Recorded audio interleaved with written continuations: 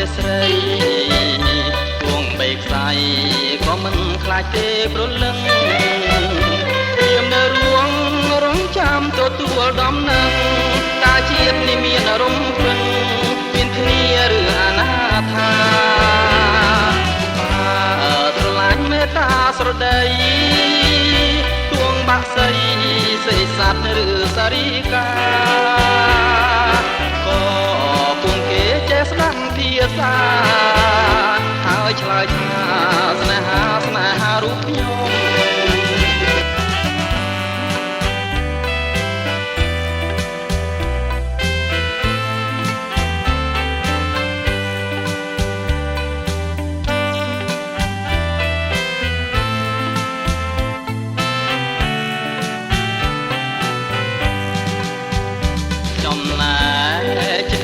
ត្រៀមចាំតែស្រី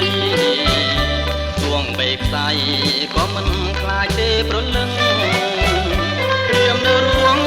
រងចាំទទួលដំណឹងតើជាតិនេះមានអារម្មណ៍ពឹង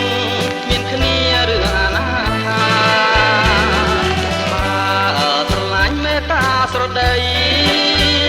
ទួងបាក់សីសេះសត្វឬសារីកា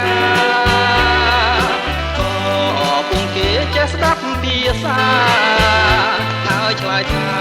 ស្នេហារូបខ្ញុំហើយឆ្លើយថា